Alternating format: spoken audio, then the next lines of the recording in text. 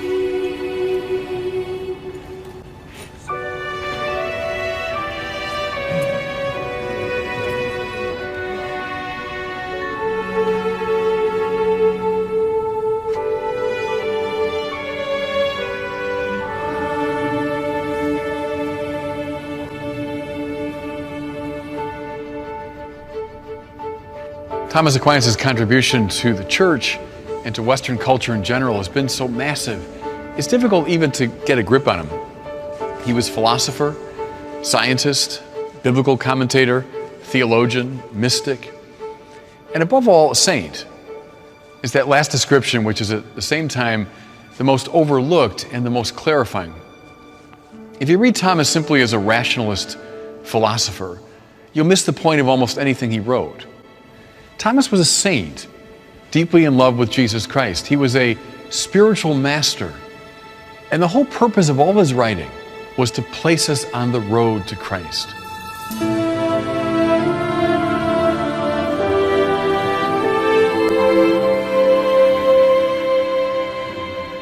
Toward the end of his life, Thomas Aquinas was stationed in Naples. In fact, I'm standing right now in the cell that he occupied at the Friary of San Domenico Maggiore. During those years, Thomas was working on the last part of the Summa Theologiae, his theological masterpiece. One of the texts in that last part dealt with the Eucharist, and Thomas had a very special devotion to that sacrament. It's moving to me to think that in this very place he was thinking through and writing that text. When he finished, he wasn't entirely satisfied, and he placed the text at the foot of the cross, as though asking for approbation. And a voice came from the cross. Thomas, you've written well of the sacrament of my body. What would you have as a reward? And his splendid reply was, Nil nisi te. I'll have nothing except you.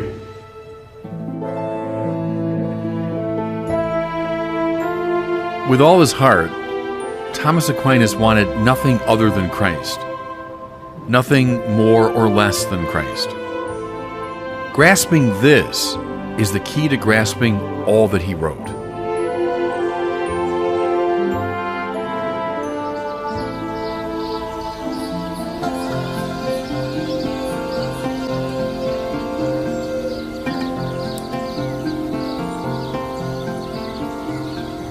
Thomas Aquinas was born in 1225 in the family castle of Roccasecca near the town of Aquino, situated about midway between Rome and Naples. His mother, Theodora, was descended from Norman and Neapolitan gentry, and his father, Landulf, was a minor nobleman. Thomas's family was caught up in the confusing and shifting politics of the day, which pitted the Pope against the Holy Roman Emperor.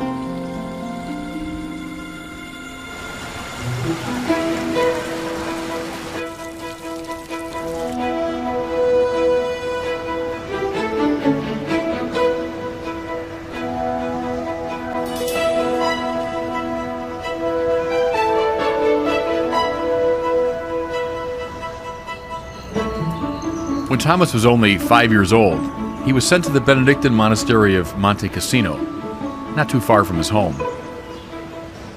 He would stay among the Benedictines for 9 very formative years. Far too many commentators have overlooked the importance of Thomas's sojourn in the Benedictine world. At Monte Cassino, he would have learned the rudiments of the contemplative life, and he would have fallen in love with the scriptures, especially the Psalms. In his maturity, Thomas would understand theology as essentially an elaboration of the Sacra Pagina, the holy page. There is a delicious story told concerning Aquinas at this early stage of his development. After hearing his teacher discourse on God during an elementary catechism class, young Thomas reportedly said, "But Master, what is God?" He never stopped asking that question his whole life long.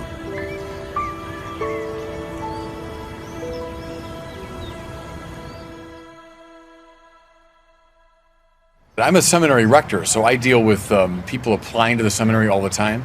And it's not true in every case, but in a lot of cases, you have these young men that say, yeah, when I was 4, 5, 6, I wanted to be a priest. It was already in my heart, in my mind. So that's not all that unusual. Something else I'd say is, how many swimmers start at 5 or 6? How many skaters start at 5 or 6? How many divers? I started diving when I was 5. And we don't think we're imposing on them or we're violating their autonomy. They perceive some excellence. In that case, some, sports excellence. And by God, they want to get at it because they want to be the best in the world at it. So what's so wrong with saying, I perceive this excellence of friendship with God, and I want to get at it right away? It might be our prejudice against religion. There's something psychologically problematic about that, but we don't think it's psychologically problematic to throw a kid into a swimming pool when he's 5 years old and get him up at 5:30 in the morning and get him going in his practice. So I don't know. I think this is more of a prejudice on our part.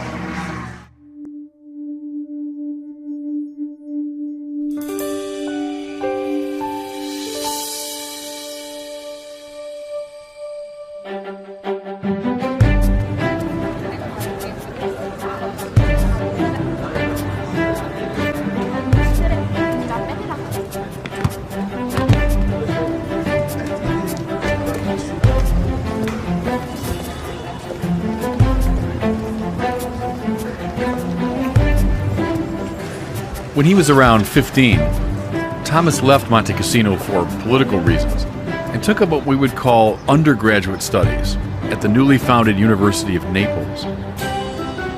While in Naples, the teenager became a double radical.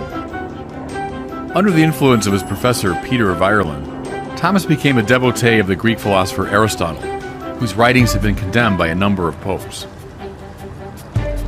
Though some of his texts were known in the Christian West, the bulk of Aristotle's corpus, including his treatises on God and metaphysics and the nature of the soul, were just coming into circulation at this time. Many serious Christians felt that Aristotle's view represented a threat to Catholic orthodoxy. But others felt otherwise, including Peter of Ireland, who taught here at the University of Naples. They felt Aristotle represented a breath of fresh air, a new approach to religious questions, more grounded in this worldly reality. In a word, Aristotelianism was an exciting, even dangerous movement in mid-13th century Christendom, and Thomas Aquinas would become one of its most enthusiastic adepts. But the Aristotelian radical became even more countercultural when he embraced the other great revolution of his time, the mendicant movement. While he was still a university student in Naples, Thomas took the habit of the preaching friars of St. Dominic. Like his contemporary Francis of Assisi, Domingo de Guzman felt that Christianity needed to be revitalized through a return to the radicality and simplicity of the gospel message. And so he gathered around himself a band of brothers dedicated to lives of preaching, poverty, and radical trust in God. For some, the presence of Franciscans and Dominicans was a sign of renewal in the church. But for many others, it was a scandal.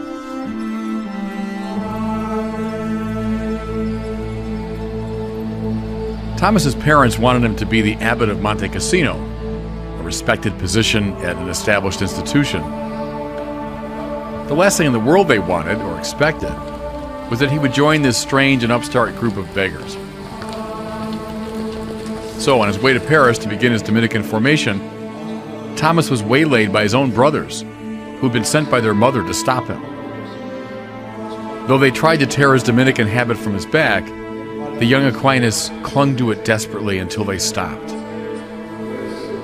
They then locked him away in a family castle in the hopes of dissuading him.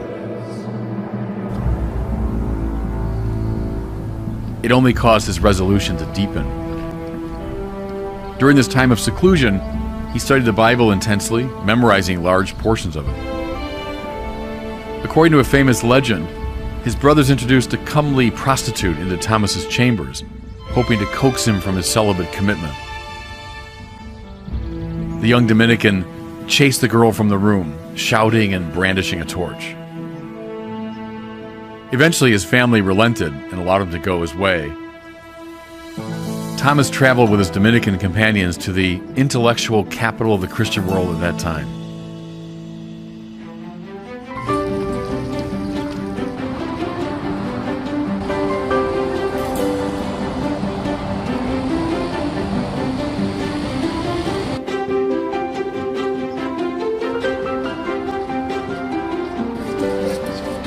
In the middle of the 13th century, Paris was a magnet for scholars from across Europe.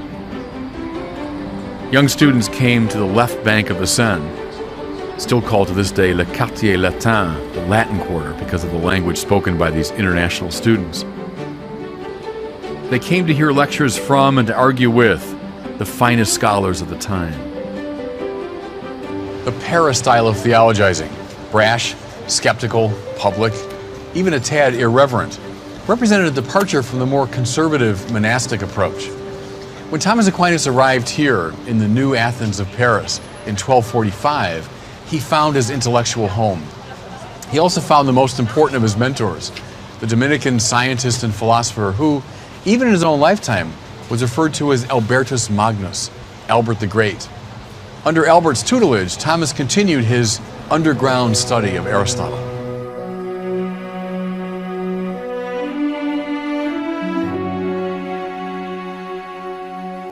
In 1248, he followed his mentor to Cologne, becoming the great man's apprentice. While a student there, Thomas, taciturn, self-effacing, and by no means slender, was given the nickname the Dumb Ox of Sicily. When Albert heard of this, he remarked, "I assure you that the bellowing of that ox will one day fill the world." Thomas Aquinas was ordained a priest in Cologne, in a predecessor church to the great Cologne Cathedral.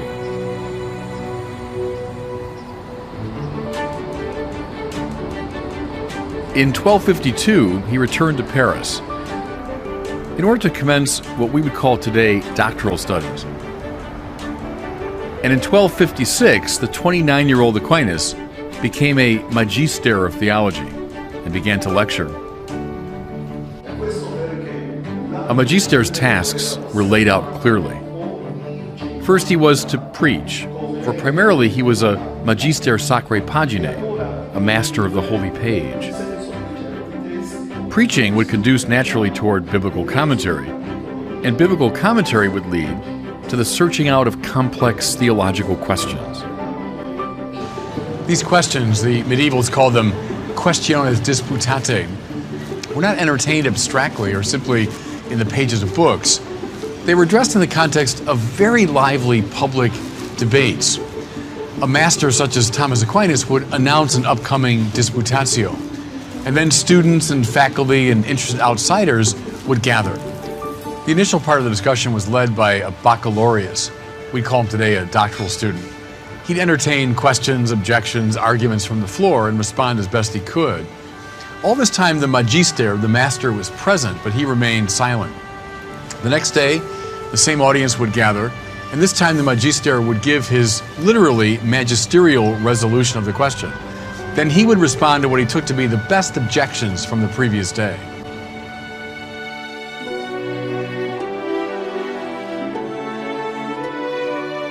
Thomas Aquinas' Summa Theologiae, generally regarded as his masterpiece, is a literary rendition of a series of these questiones disputate. A typical article in the Summa begins with a statement of the issue, like the summoning of the quaestio disputata. That is followed by a series of objections, like the comments and questions from the floor, and that is followed by the magisterial resolution of the matter, and finally by an answer to the objections. It is so important to remember the lively background for Thomas's texts as we make our way through them.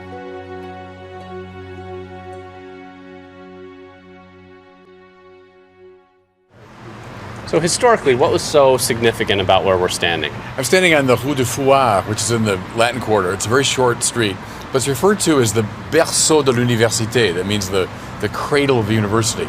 The word fouillard is an older French word that has a sense of like bales of hay or straw, because the students would gather here. They'd put straw on the ground, and they would sit, and their professors would lean out the window or lecture them in the open air. So in the very early days, when the students spilled off the island onto the Quartier Latin, the university hadn't fully developed. That's how it started. So the fouillard gives you the sense of that. Also, right around the corner from here is the Rue Dante Street, because Dante came here in the very early 14th century, maybe 1302 or something. And he would have sat on these bales of hay and would have listened to his professors. You look at the Divine Comedy, it's filled with Thomas Aquinas, filled with the scholasticism he learned here. So it's always very moving to me to come to this spot and realize, the whole university movement, which starts in the 13th century, we're at the very beginning of it here.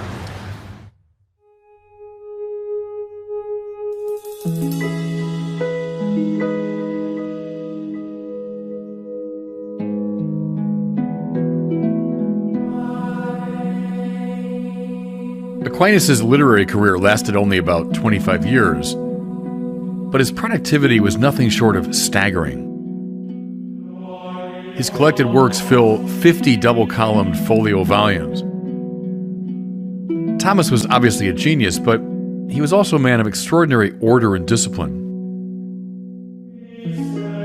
His day began with 2 masses, one that he celebrated, and a second at which he assisted. And it continued almost without interruption as a cycle of reading, teaching, and writing. It is said that he dictated different works to as many as 3 secretaries at once, turning from one to the other. He would take a brief nap in the middle of the day and would frequently dictate arguments in his sleep. He was famously absent-minded.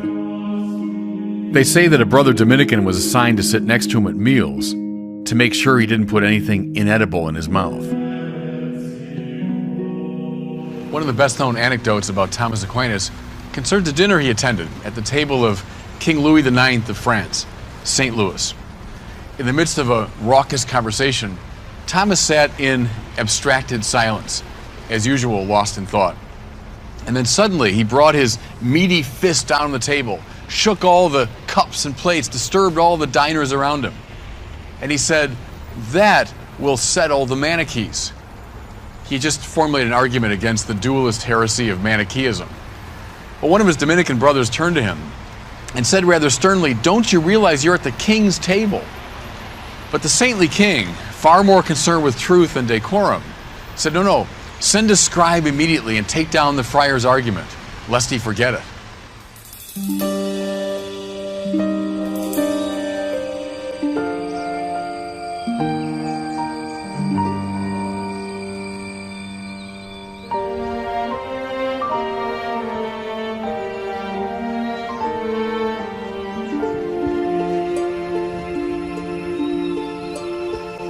No account of Thomas Aquinas' life would be complete without some reference to the events that immediately preceded his death. When he was in Naples, December the 6th, 1273, the feast of St. Nicholas, Thomas was saying Mass in the presence of his friend Reginald. And something extraordinary happened during that Mass. For afterward, Thomas Aquinas broke his routine of 25 years, and he said, "I cannot write anymore." When pressed on the matter, he simply said, "I cannot.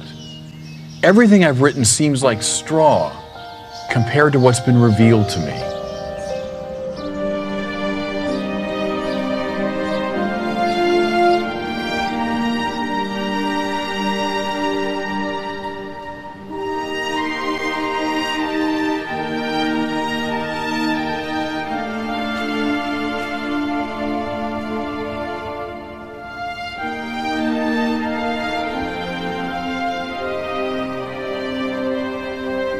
After filling thousands of pages with words, the great master abruptly fell silent.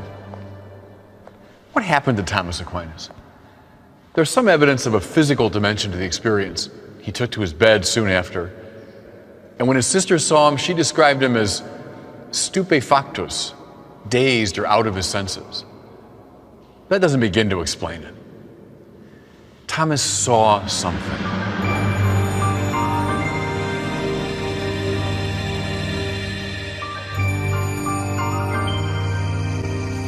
In January of 1274, the Pope asked Thomas to attend the Council of Lyon. And despite his failing health, he set out on the journey.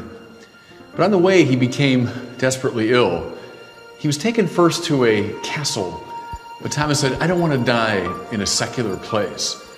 Well, the closest religious house was this Cistercian abbey of Fossanova. He was brought to this very room. Some say that during his last days, he dictated a commentary on the Song of Songs. It was here, just behind me, that Thomas died on March the 7th, 1274.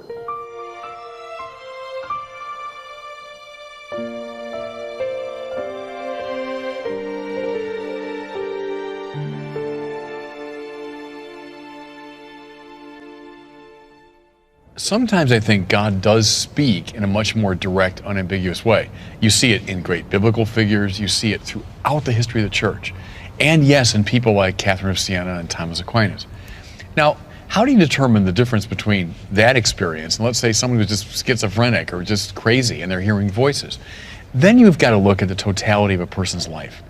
Was Thomas Aquinas a deeply troubled, strange, anxiety-filled, problematic figure? No, he was by all accounts a very integrated, centered, balanced person. And so you look at the totality of the life and say, well, I don't think this is schizophrenia or some mental illness. I think this guy is witnessing to a real experience that he had. So I think the voice of God issue, you can read it a lot of ways, more generically, more symbolically and metaphorically, and in some cases very directly. There was a study done some years ago, and the conclusion of it was, America is a nation of mystics. And the author meant, you scratch the surface of most people's lives, you'll find lots of reports of this kind of strange, mystical encounter with higher powers. So we can say, oh, the person's nuts, but an awful lot of people have had these extraordinary experiences. So I think that's probably the right way to contextualize it.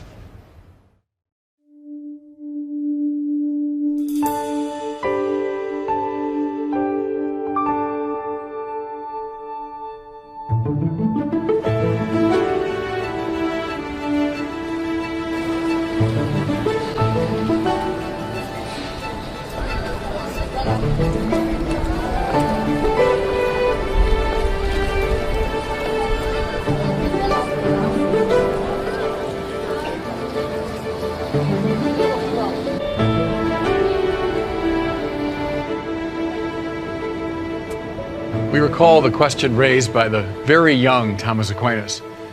But Master, what is God? I think it's fair to say the answering of that question became the principal obsession of Thomas's life.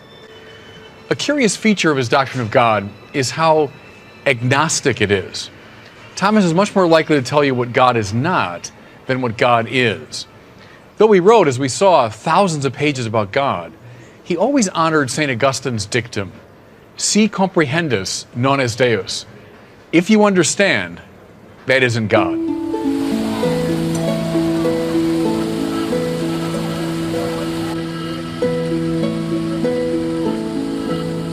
The great temptation is to turn God into a supreme version of a creature, to think of him as one being, however exalted among many. Thomas clarifies that God is not a being. He's not in any genus, even that most generic of genera, namely existence. Rather, God is, in Thomas's pithy Latin phrase, ipsum esse subsistens, the sheer act of to be itself.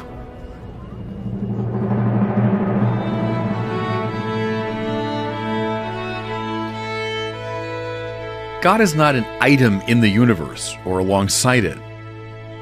Rather, he's the reason why the contingent and evanescent universe exists at all. Atheists, both old and new, rather consistently miss this point. When they find no evidence for this supreme being, they confidently declare that there's no God.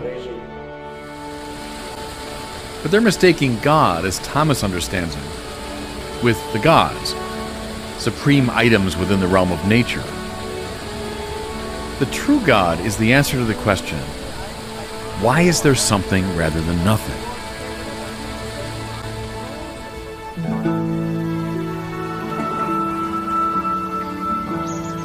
Thomas sums this up by applying to God a term that belongs properly to God alone, namely simplicity.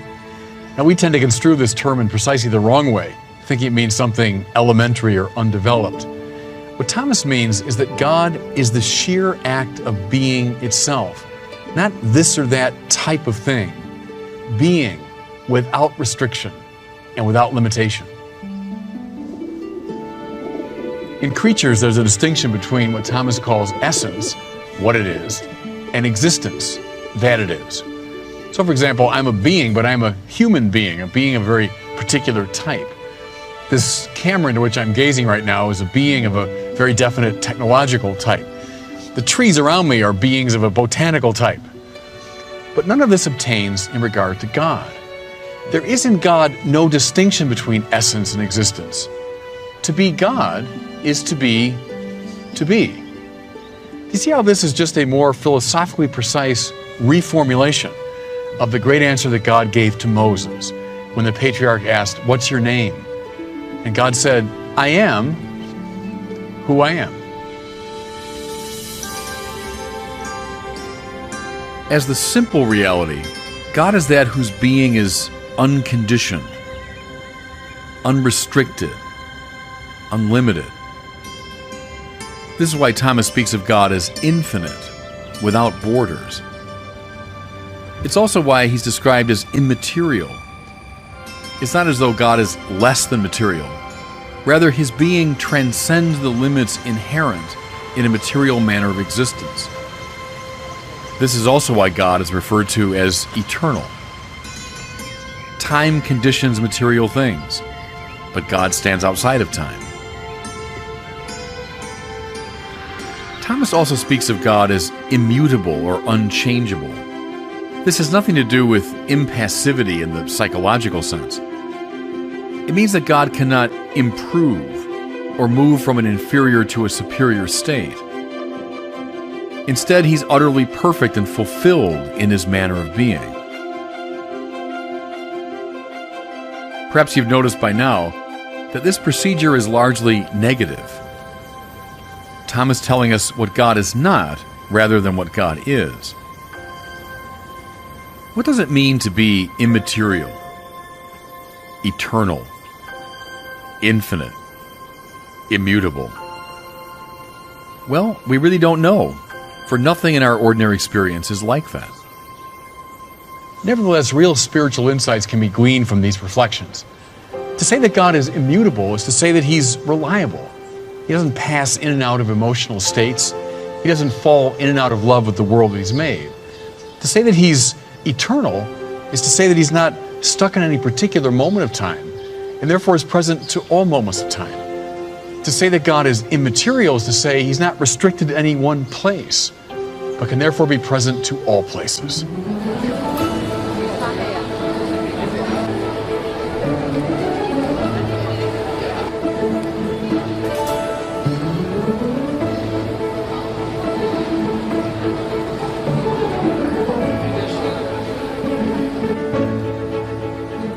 But is the God of Thomas Aquinas personal? Yes. Since He's in possession of all the perfection of existence, He must have mind, will, and freedom.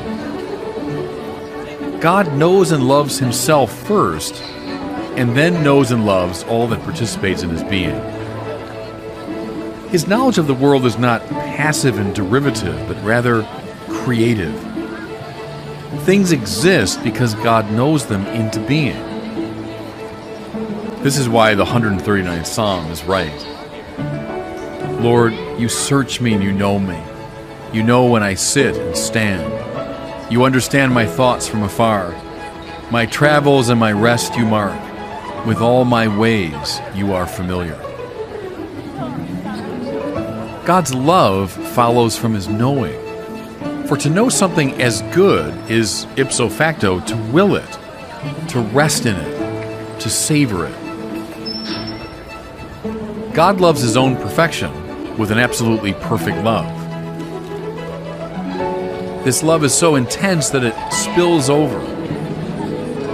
Creation is nothing but the fruit of this effervescent love.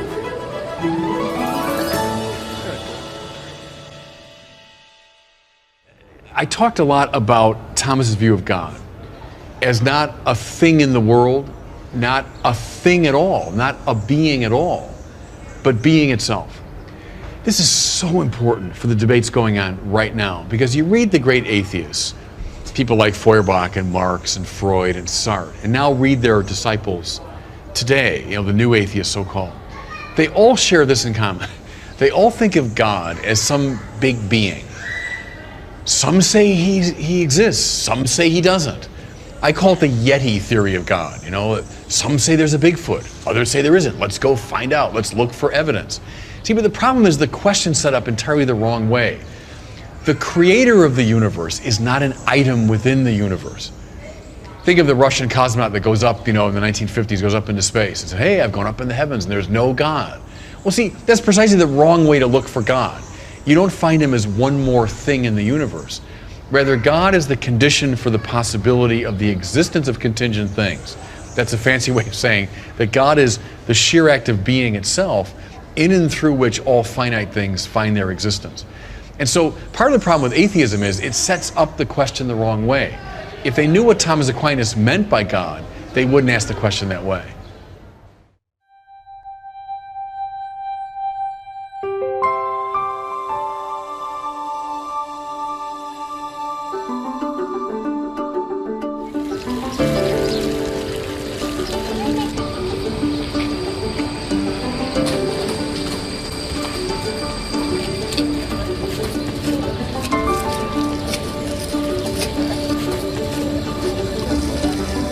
Descends l'escalier qui est en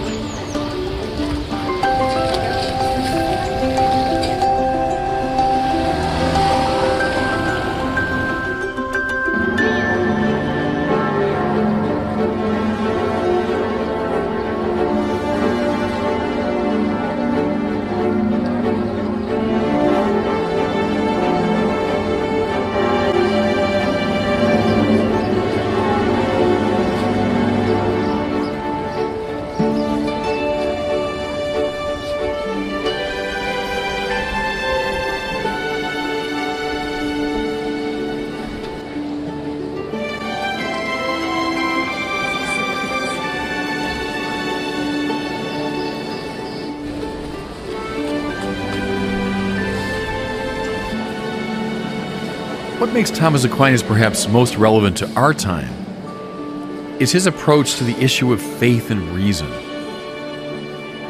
For many rationalists today, faith is simply credulity or superstition or gullibility, believing things on the basis of no evidence. It would certainly be anachronistic to say that Enlightenment-style rationalism was in vogue in the 13th century. Nevertheless, a form of rationalism was indeed prevalent in the Paris of Thomas's time, namely Latin Averroism. This was a westernized version of the theory of Averroes, the Islamic philosopher, who had argued that theology represents relatively primitive thought, appropriate for the unsophisticated, whereas philosophy is the speech of the intellectual elite. What this gave rise to in its Western Latin form was a double truth theory, whereby something could be true theologically but false philosophically, and vice versa. Traces of this view can be found in the present day, for one of the upshots of Latin Averroism is that finally faith and reason have nothing to do with each other. At the end of the day, faith is simply irrational. This is precisely what Immanuel Kant and his enlightened colleagues thought, and why they encourage people of faith to grow up intellectually. Well, Thomas Aquinas was having none of this. He stood passionately and resolutely against Latin Averroism and the double truth theory, insisting that faith and reason cannot come into conflict with one another precisely because they come from the same source, the God who is truth itself.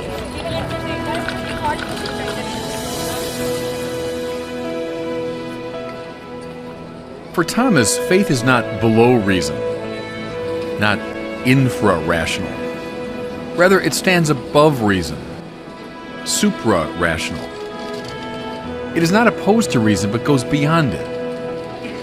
Its darkness comes not from an insufficiency of light, but from an excess of light.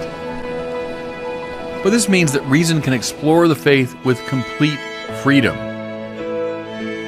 There's no sacrificium intellectus, no sacrifice of the mind involved in authentic religious faith.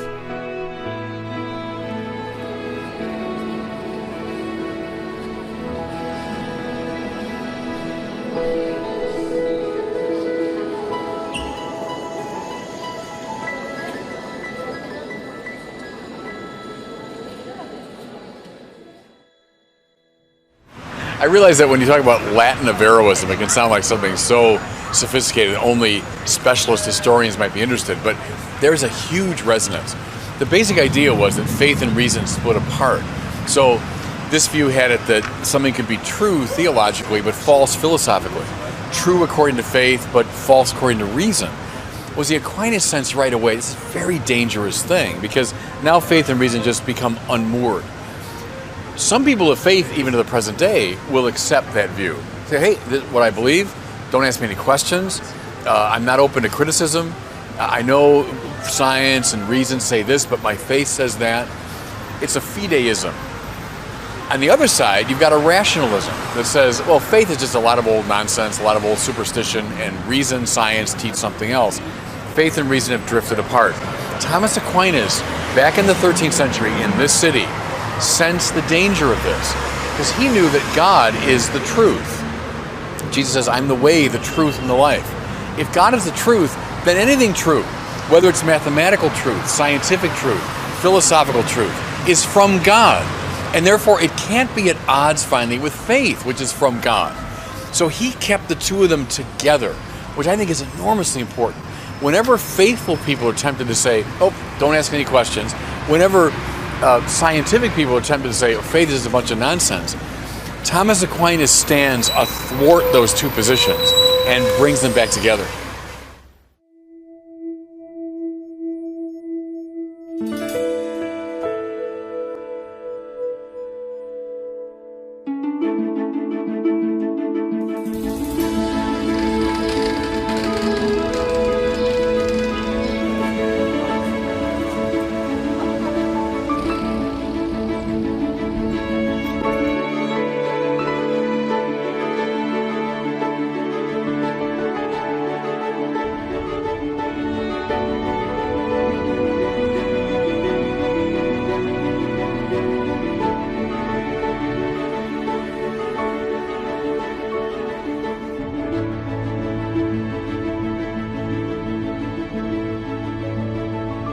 One of the most signal contributions of Thomas Aquinas was in the area of theological anthropology, to give it its technical description.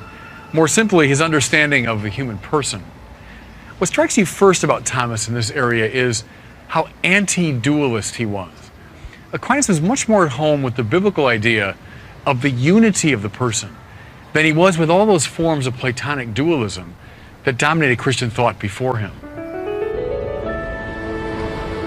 For Thomas, the soul is not an alien power standing over and against the body, nor an unhappy spirit imprisoned in the body. Rather, it is the form of the body, the energy that makes a body distinctively human. This statement from the Summa is typical. The whole human soul is in the whole body, and also in every part of the body, just as God is present to the entire universe. Also this, the soul is in the body not as contained by it, but as containing it. One upshot of this unifying view is that the body should be reverenced. Here again from Thomas. We ought to cherish the body. Our body's substance is not from an evil principle, but from God. And therefore, we ought to cherish the body by a friendship of love. So Thomas is not a dualist. But didn't he believe in the immortality of the soul?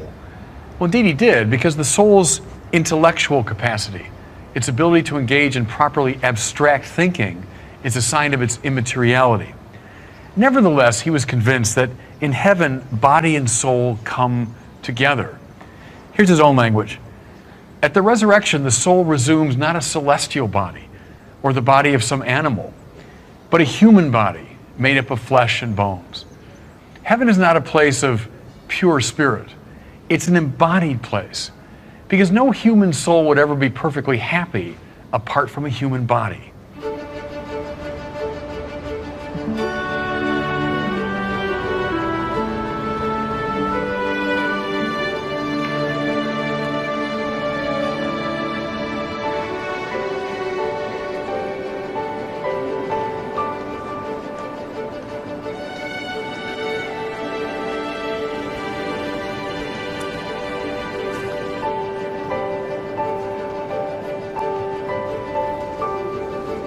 Another key dimension of Thomas's anthropology is his biblically based conviction that the human being is made in the image and likeness of God.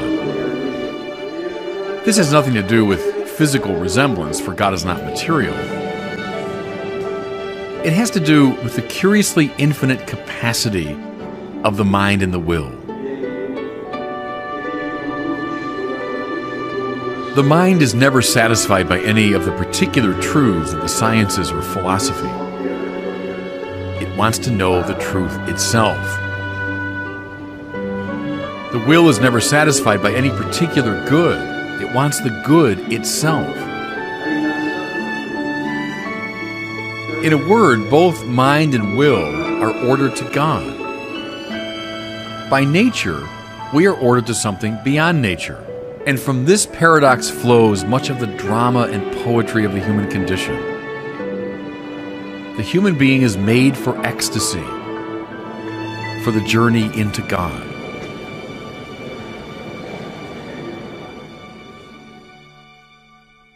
Thomas referred to theology as a science. Well, look at the sciences that begin, in the 16th century, and of course we're still asking all kinds of questions. The sciences have a way of opening up. As you answer one question, 10 new ones emerge. The same is true of the science of theology. So the best minds of the time in the Middle Ages went in for theology, as the best minds probably today go in for the sciences. You have the best minds of a given era looking at these questions, they're going to find all sorts of things to explore. And when you read the text of Thomas Aquinas, they're breathtaking. You can see the autographs of Aquinas, that crabbed writing of his, but the detail of his mind and the nature of the analysis is just extraordinary. He was a genius. He's a bit like an Einstein or a Newton or a Kant or a Plato. He was a genius within the structure of his time intellectually.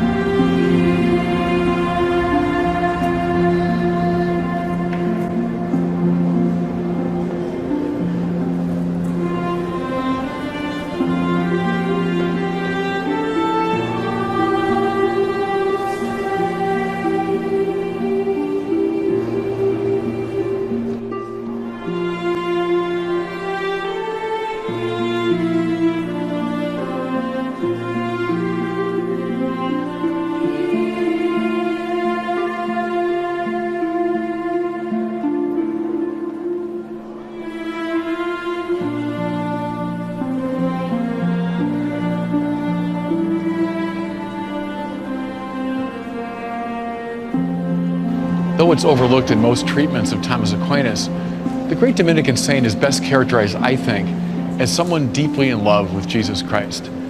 You can sense it in his devotion to the Eucharist and to the other sacraments.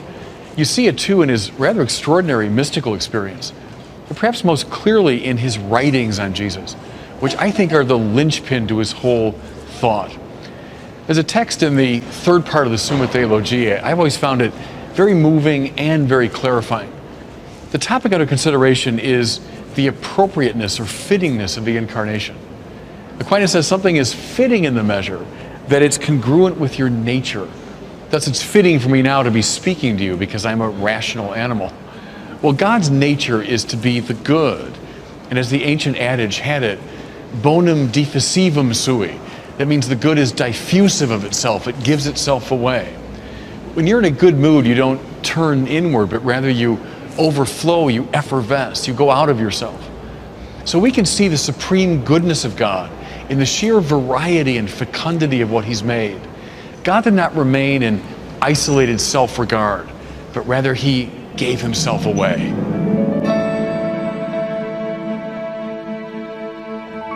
But if God is the absolutely highest good, then it would follow, it would be conveniens or fitting, that God would give himself in the fullest possible manner. And this, says Thomas, takes place when God joins to himself a created nature, becoming one with creation. The Incarnation is therefore the surest and purest indication of God's goodness. We could sum this up by saying that the good God is ecstatic.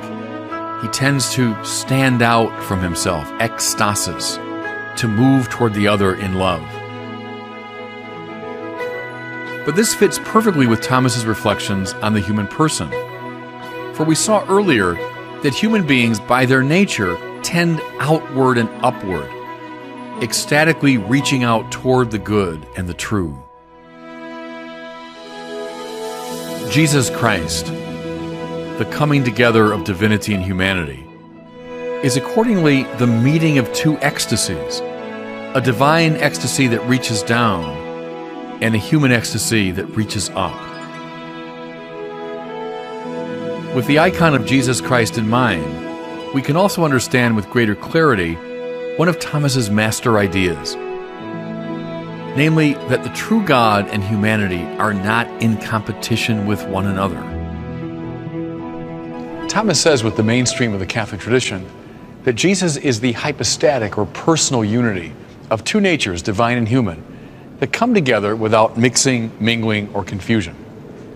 Jesus is not quasi-human, quasi-divine like Hercules or Achilles, nor is he merely human like a great saint, nor merely divine as the Docetus would have it.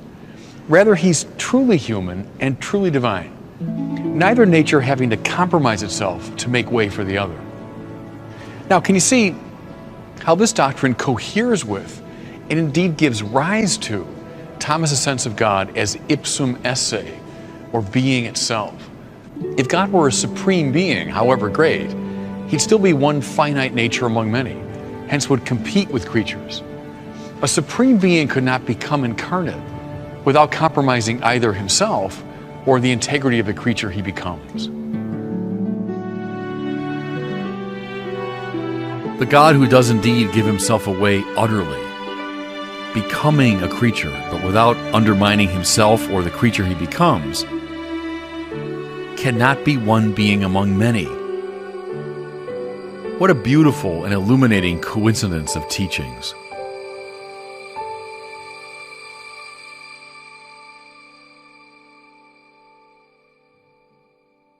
You know, Thomas's status as a thinker is kind of a complicated issue. Go back to the early 20th century, Bertrand Russell, the great philosopher, writes a history of philosophy. And he includes Thomas Aquinas, but he's a minor character. In fact, he closes the chapter by saying, I don't really understand his enormous reputation because he's just a competent commentator on Aristotle.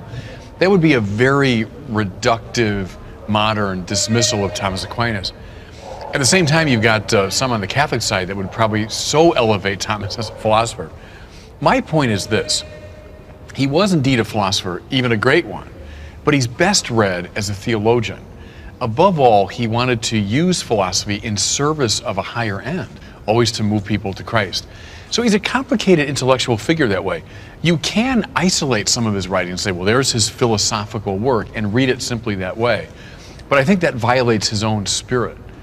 I would rank Thomas Aquinas as one of the 4 or 5 greatest thinkers in the Western tradition. And that includes Plato, Aristotle, Kant, and some of the very best. But it's a complicated thing because he's both philosopher and theologian. But the very best way to read him is philosopher in service of theology.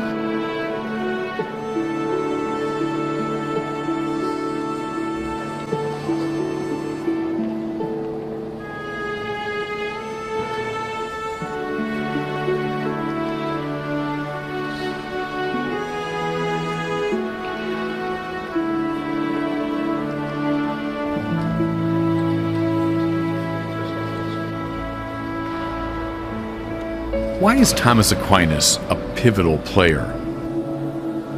He showed as completely and passionately as anyone in the tradition that Christians could think deeply about their faith. For him, no question, even the most fundamental, was off limits. He demonstrated thereby that faith and reason are not in opposition to one another. That being a believer involves, as we saw, no sacrificium intellectus. In our time, when so many hold that religious people are simpletons and religious faith only a crude superstition, Thomas Aquinas remains more relevant than ever. He is also pivotal because he beautifully exemplified a truly Catholic mind, by which I mean a mind open to every and any influence, willing to embrace the truth wherever he found it. Thomas was inspired, of course, by the Bible and the great Christian theological tradition, but he also read and cited with enthusiasm the pagan philosophers Plato, Aristotle, and Cicero, the Jewish rabbi Moses Maimonides, the Muslim scholars Averroes, Avicenna, and Avicebron. Even when he disagreed with a thinker, as he did with Origen and Sige of Brabant, he always did so with respect and without polemics. In this, he's a wonderful model for our time, when the religious conversation is sadly so marked by rancor and vituperation. Finally, he's pivotal in his understanding of God as non-competitively transcendent. The God of Thomas Aquinas, as we saw, is not a threat to human freedom and human integrity, but the very ground of that freedom and that integrity. Thomas Aquinas would agree with St. Irenaeus that the glory of God is a human being fully alive. At a time when so many people see God's existence as undermining the human project, how liberating and clarifying this doctrine is. The God of Thomas Aquinas is the God of the burning bush, that power whose proximity makes the world more beautiful and more radiant without consuming it.